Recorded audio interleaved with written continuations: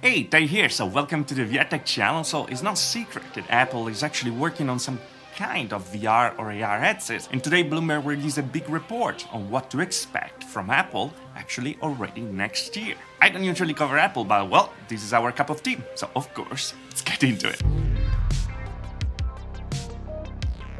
It's no secret that AR and VR are emerging markets. Facebook is investing big on it with the Oculus Quest 2, and next year we're probably gonna see also an AR headset directly from Facebook. Microsoft invested with the HoloLens, Valve is invested in the hardware and software side, and there are many other hardware manufacturers making VR and AR headsets on the market today, as we saw also from the recent CES. So of course, even Apple wants to get in this market. They actually introduced AR as an application for the iPhone in 2017, probably to start to learn how to actually create a pinpoints and put like holograms in a particular environment. But we know that that is not really AR because we are really limited to the screen of a tablet or a screen of a phone, something that is not really enjoyable at all. We know that Apple in the past were working on an AR headset, but apparently there are many different problems developing the technology to actually display the holograms in the real world. They were trying something like to actually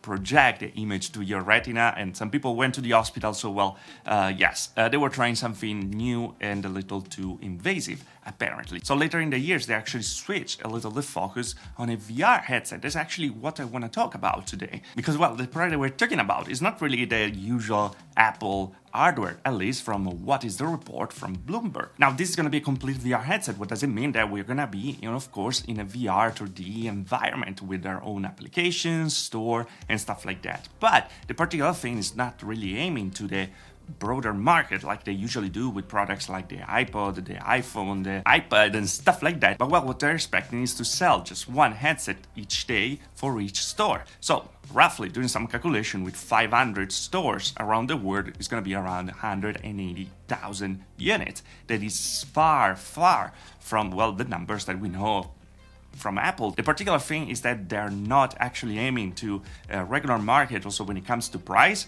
because of course Apple, so don't expect a $300 thing like the Oculus Quest 2, don't expect an $800 thing, a $1,000 thing like the Valve Index, but this is gonna be way more expensive. Bloomberg over here compared with the Mac Pro, a $5,999 PC. So well, hopefully it's not gonna be the price, right? But hey, it's Apple, that's expected. Now, what do we know about this headset? Well, first of all, it's going to be a standalone headset because they try to use actually the phone or the PC as a computing unit and transmit via wireless with a particular technology, but that wasn't enough for them, so they went for the route of standalone headset like we saw on the Oculus Quest. So that means that it's going to need a battery, so that means it's going to be bigger, of course, and so that means that it's going to have probably the M1 chip that we saw on the next generation of ARM processor and Mac processor and phone processor and stuff like that. So very, very powerful, and that's a good thing, of course. Apparently also they want to squeeze every single bit of performance from that chipset,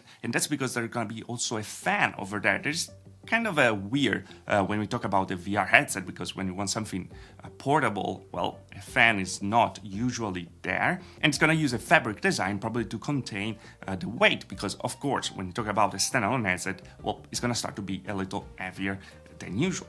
Of course, it's not Apple if they don't do something weird to actually make things a little more complicated, and probably not in some cases, but they're taking out completely the space for the eyewear. So if you have any glasses, stuff like that, you're not going to be able to use it, but instead you're going to have to buy different prescription lenses that come directly with the VR headset. So of course, you're not going to be able to share it with other people because yeah, it's going to be just for you. Of course, I think that is a great idea, but really depends on the price of these lenses because, well, if we go over $500, $600 for just the prescription lenses, well, it could be really hard to actually get into it. Also on top of the price of this very expensive headset that we expect. So this is going to be an inside-out tracking, so it's going to use around 4 cameras for the tracking from what we know, and also additional cameras for the AR capabilities, because they're not really able right now with the technology that they have to do a create a regular AR headset, so they're gonna create a VR headset with a pass-through cameras to actually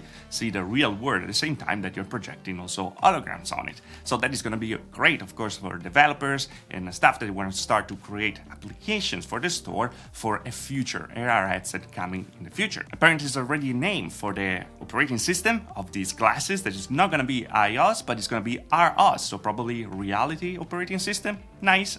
It's kind of weird to actually hear about Apple without the I in front, but hey, this might change, of course. We also have the code names of this headset. The VR headset is going to be the N301 and the AR headset the N421. So, well, now you know it. But yeah, what we expect is Apple to unveil the VR headset in 2022 and the AR headset in 2023. So of course there's still some time, we have still more than a year, they're still working on it. And of course we know that we have to expect an Apple product from them. Even if from the description right now, it doesn't really sounds like it. But anyway, guys, that was all. I'm gonna leave in the description below the link of the Bloomberg article that goes really in depth on everything, but we actually discussed pretty much everything they're talking about over there. If you want it, it's down there, so check it out. And yeah, are you excited to hear what Apple is working on? Do you think that competition is good? I think absolutely, but if this is a $5,000, $3,000 competition to an Oculus Quest that is $300, well, I really like a little more the Facebook way. I don't know you, but well, let me know. As always, guys, if you liked the video, like. If you didn't like the video, dislike. Subscribe to the channel for more about VR tech. And if you really love the channel, there's a join button down there. Little down further, also the Patreon with prior access to videos. And of course, thanks to all the patrons that support the channel. And at the same time, we have t-shirt, sticker, and mask 2020 item number 1. That is not related to Patreon, by the way. And yeah, that's all. Again, like, dislike, subscribe. See you guys next video. Thanks for watching.